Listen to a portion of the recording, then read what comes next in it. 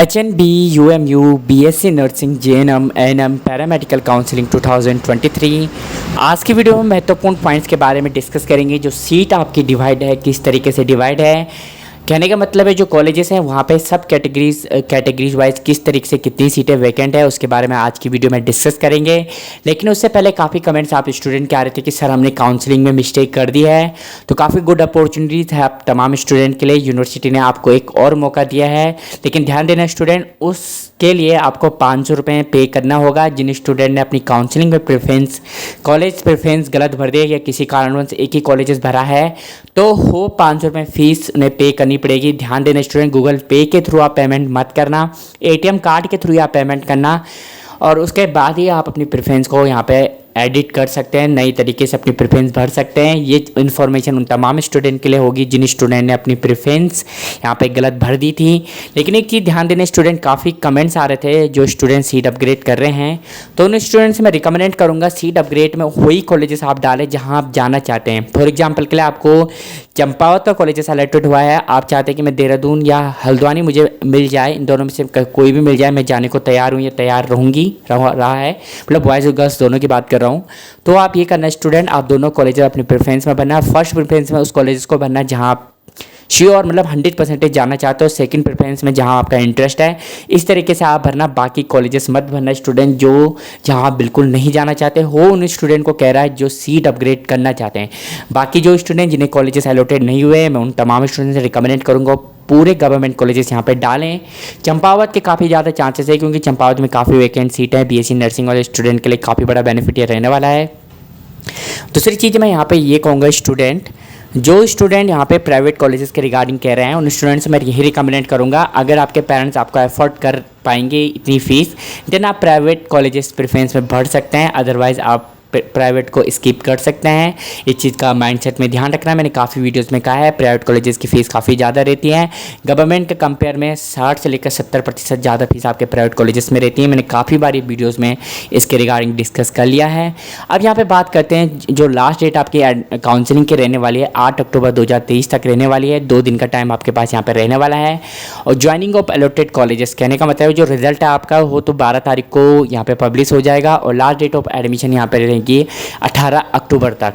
अब यहाँ पे बात करते हैं सबसे पहले कॉलेजेस BSc नर्सिंग से यहाँ पे स्टार्ट करेंगे। तो BSc नर्सिंग में state college of nursing Dehradun की बात करेंगे तो यहाँ पे आप देख सकते हैं स्टूडेंट ओपन में सबसे पहले यहाँ पे कैटेगरीज वाइज जो डिवाइडेड सीटें हुई है उनको मैं डिफाइन कर लेता हूँ, उसके बाद आपके सारे डाउट क्लियर हो जाएंगे। फिर मेरे को बार बार ये चीज़ें हैं प्रत्येक जो कॉलेजेस हैं वहाँ पे नहीं बताना होगा। सबसे पहले बात करते हैं सीटें किस तरीके से डिवाइड होती है। 4 प्रकार की यहाँ पे जो कैटेगरी आपकी डिवाइड होती है। सबसे पहले अनरिजर्व्ड, जिसे आप जनरल कैटेगरी कहते हैं, SC, फिर OBC, ST और EWS। अब यहाँ पर आप देख रहे होंगे 19%, 14% और 10% क्या होता है। देखो स्टूडेंट, मैं आपको कोई भी वीडियोस बना देता हूँ तो उसको प्लीज़ पूरा देखा करो, काफ़ी इंपॉर्टेंट इन्फॉर्मेशन मैं हर वीडियोस में आपको प्रोवाइड करता हूँ। यहाँ पे आप ध्यान देना स्टूडेंट, जो 19% का कोटा है वो SC कैटेगरी को मिलेगा, OBC को 14% का कोटा मिलेगा और EWS को 10% का कोटा मिलेगा। इस कोटे के बाद जो सीटें बचेगी वो जनरल कैंडिडेट को मिलेगी। तो यहाँ पर आप देखना, तो जनरल ओपन में आप यहाँ पर सीटें देख सकते हैं। ओपन में यहाँ पे जो सीटें जो अवेलेबल है, एक सीटें अवेलेबल है। अब यहाँ पे मैं कैटेगरीज वाइज भी बता देता हूँ। ये सब कैटेगरीज क्या होते हैं। FF फ्रीडम फाइटर्स को कहते हैं, DPW ऑर्फन PH ये आपके रिलेटेड हो गए प्रॉब्लम से रिलेटेड। W मतलब जो होता है वुमेन से रिलेटेड होता है। जो गर्ल्स कैंडिडेट रहते हैं, आपने देखा होगा UR वुमेन की सीट मिली होगी, किसी को SC वुमेन की सीट मिली होगी, OBC वुमेन की सीट मिली होगी, किसी को ST वुमेन की सीट मिली होगी, किसी को EWS वुमेन की सीट मिली होगी। जब मैंने आपको कितनी रैंक तक कौन सा कॉलेजेस मिला है वो वाली वीडियोज़ आपको प्रोवाइड की थी। तो ध्यान देना स्टूडेंट, जो W वाली सीट है ओनली फॉर गर्ल्स के लिए है। बाकी ये जिनको कोटा है फ्रीडम फाइटर का वो सीट उन्हें अलॉटेड होती है। बाकी PH ऑर्फन का मतलब मैं आपको बता देता हूँ स्टूडेंट, जिनके पेरेंट्स नहीं है उन्हें ऑर्फन कहते हैं। PH कहने का मतलब उन स्टूडेंट को कहते हैं, PH मतलब जो विकलांग होते हैं शारीरिक रूप से, फिजिकली जिनको प्रॉब्लम होती है या मेंटली कोई भी प्रॉब्लम रहती है, उससे रिलेटेड उनके पास सर्टिफिकेट, ये उनका कोटा होता है। आई होप ये डाउट आप तमाम स्टूडेंट का क्लियर हो चुका है कि किस तरीके से यहाँ पे सब कैटेगरी डिवाइड होती है। अब यहाँ पे ओपन की एक सीट है, तो ध्यान देना स्टूडेंट, जो ओपन की ये एक सीट है ये किसी भी कैंडिडेट को मिल सकती है। फॉर एग्जांपल के लिए जनरल कैंडिडेट की रैंक यहाँ पे, अगर मैंने जैसे काफ़ी वीडियोस में कहा है का रैंक ज़्यादा होती है और ओबीसी एससी एसटी और ईडब्ल्यूएस कैंडिडेट की रैंक काफ़ी कम होती है उनके कंपेयर में, तो ओपन की सीट इन कैटेगरीज वालों को भी यहाँ पे मिलती है, इस चीज़ का आप ध्यान रखना। सेकंड कॉलेजेस की यहाँ पे बात करेंगे स्टूडेंट, जो गवर्नमेंट नर्सिंग कॉलेजेस आपका अल्मोड़ा में है, तो अल्मोड़ा में यहाँ पे आप देख सकते हैं डब्लू का मतलब मैंने बता दिया वुमेन की सीट है, ये गर्ल्स कैंडिडेट को ही मिलेगी। और यहाँ पे ओपन में भी सेम वही होगा, एससी ओबीसी एसटी या ईडब्ल्यूएस गर्ल्स में से किसी को भी ये सीटें मिल सकती है। ओपन में आप यहाँ देख सकते हैं 3 सीटें अवेलेबल है। ओपन में ध्यान देना स्टूडेंट, बॉयज़ और गर्ल्स किसी को भी यहाँ पे मिल सकती है। बीएससी नर्सिंग में आपको पता है बॉयज़ और गर्ल्स दोनों के लिए कंबाइंड रहता है। और यहाँ पे आप देख सकते हैं बाकी एससी ओबीसी एसटी और ईडब्ल्यूएस की कोई भी सीट यहाँ पे अवेलेबल नहीं है।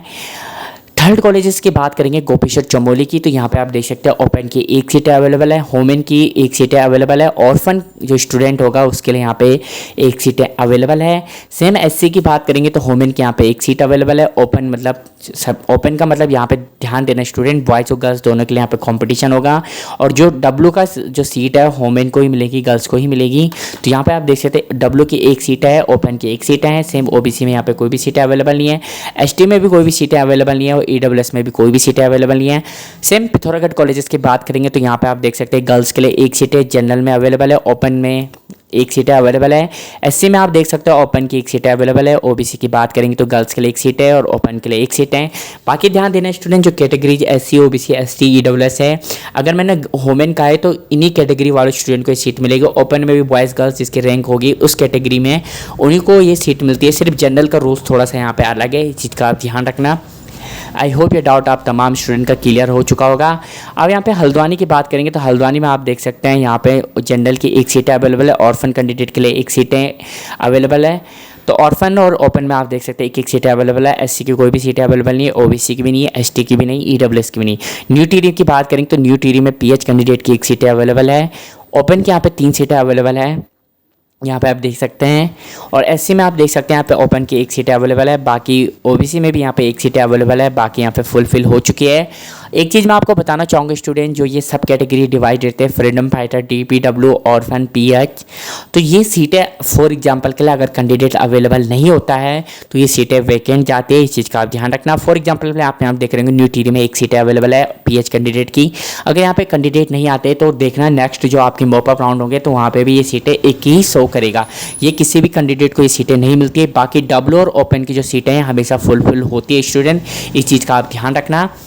अब यहाँ पे बात करेंगे सिरकोट पौड़ी गढ़वाल की, तो यहाँ पे आप देख सकते हैं पीएच कैंडिडेट की 1 सीटें हैं, ऑर्फन की 1 और ओपन की यहाँ पे आप देख सकते हैं 3 सीटें अवेलेबल है। सेम एससी में आप देख सकते हैं वुमेन की 1 सीटें अवेलेबल है, ओपन में 1 सीटें अवेलेबल है। बाकी ओबीसी एसटी ईडब्ल्यूएस में कोई भी सीटें अवेलेबल नहीं है। चंपावत का जो डाटा है जनरल कैंडिडेट के लिए गलत है, जहाँ तक मुझे लगता है ओपन की यहाँ पे जो शो कर रहा है 18, मैं आपको एक दिखा भी लेता हूँ चंपावत का कितना शो करा था यहाँ पे।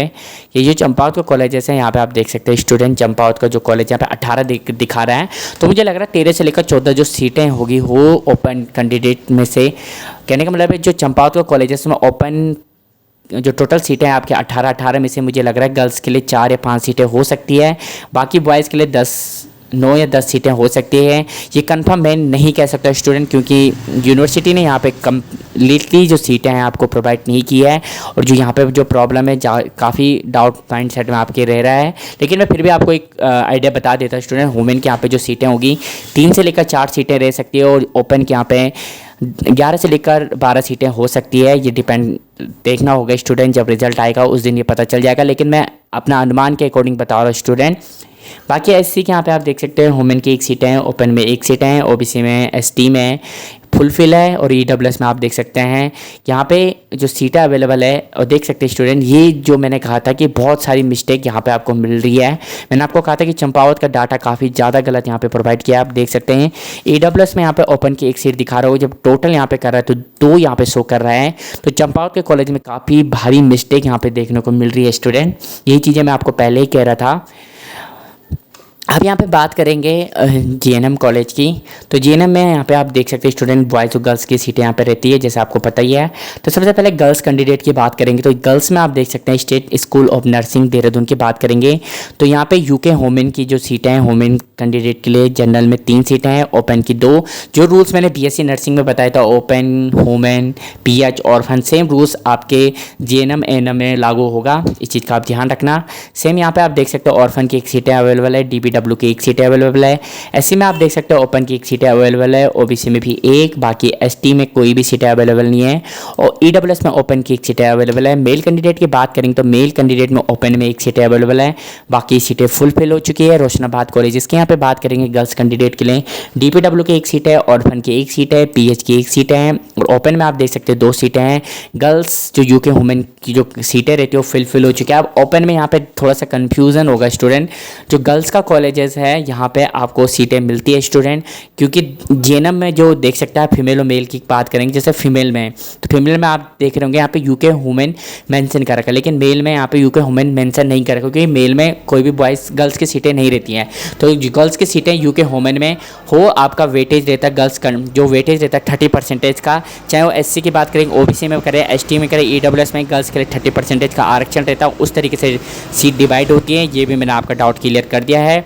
ओपन में यहाँ पे आप देख सकते हैं दो सीटें अवेलेबल है और यहाँ पे SC की बात करेंगे तो एक सीटें अवेलेबल है, OBC में आप देख सकते हैं एक सीटें अवेलेबल है और EWS में यहाँ पे भी मिस्टेक हो रही है स्टूडेंट। ये चीज़ें मुझे समझ में नहीं आती, यूनिवर्सिटी आंखें बंद करके काम करती है क्या? यहाँ पे आप देख सकते हैं, मुझे लगता है रात को ये काम करते हैं। यहाँ पे आप देख सकते हैं EWS में यहाँ पे ओपन में एक सीट है लिखा रखा है, लेकिन टोटल में आप देख सकते हैं 0 मेंशन कर रखा है। सेम यहाँ पे बात करेंगे मेल कैंडिडेट की। मेल कैंडिडेट में आप देख सकते हैं कि कोई भी सीटें यहाँ पे अवेलेबल नहीं है, सिर्फ और सिर्फ EWS की सीटें यहाँ पे अवेलेबल है। BD पांडे की यहाँ पे बात करते हैं तो यहाँ पे आप देख सकते हैं यहाँ पे जो सीटें हैं ओपन की 3 सीटें अवेलेबल है, वुमेन की यहाँ पे 2 सीटें अवेलेबल है गर्ल्स कैंडिडेट के लिए। सेम यहाँ पे SC की ओपन में 2 सीटें अवेलेबल है, बाकी सीटें फुलफिल हो चुकी हैं। मेल कैंडिडेट की बात करेंगे तो मेल में आप यहाँ पे देख सकते हैं ओपन में यहाँ पे एक सीटें अवेलेबल है, SC ST EWS OBC यहाँ पे फुलफिल है, लेकिन EWS की यहाँ पे एक सीटें अवेलेबल है। अब यहाँ पे बात करेंगे ANM की, तो ANM में यहाँ पे बात करते हैं स्टूडेंट सीट की, तो ANM में आप देख सकते हैं state school of nursing Dehradun की बात करेंगे तो यहाँ पे ओपन की 4 सीटें अवेलेबल है, PH की 1, ऑर्फन की 1, SC की यहाँ पे बात करेंगे तो ओपन में 1 सीटें अवेलेबल है, OBC में 1 सीटें अवेलेबल है, बाकी यहाँ पे फुलफिल हो चुकी है। उधम सिंह नगर की यहाँ पे बात करेंगे तो यहाँ पे ओपन की 2 सीटें अवेलेबल है, बाकी यहाँ पे फुलफिल हो चुकी है सीटें अवेलेबल। थर्ड जो कॉलेज है आपके रानी पोखरी देहरादून की बात करेंगे तो यहाँ पे भी आप देख सकते हैं ओपन की 2 सीटें अवेलेबल है, बाकी फुलफिल हो चुके स्टूडेंट। पिथौरागढ़ कॉलेज की बात करेंगे ओपन की 3, SC की 1, OBC की 1, बाकी फुलफिल हो चुकी है। NM ट्रेनिंग सेंटर अल्मोड़ा की बात करेंगे तो ओपन जनरल में 2 सीटें अवेलेबल है, SC ST EWS और OBC फुलफिल है। पौड़ी गढ़वाल की बात करेंगे तो ओपन में 1 सीटें यहाँ पे जनरल में अवेलेबल है, SC में 1, बाकी फुलफिल हो चुकी है। तो आई होप सबसे जो कम सीटें मुझे यहाँ पे नज़र आई हो NM में आई, बाकी BSc नर्सिंग में काफ़ी सीटें हैं, JNM में भी काफ़ी सीटें अवेलेबल है। आई होप ये वीडियो अब तमाम स्टूडेंट के लिए हेल्पफुल रहेगी। अनदर क्वेरी है तो ज़रूर कमेंट बॉक्स में पूछ लेना और ऐसी अपडेट्स के लिए मेरे चैनल को लाइक शेयर और सब्सक्राइब करना मत भूलना। थैंक यू दोस्तों।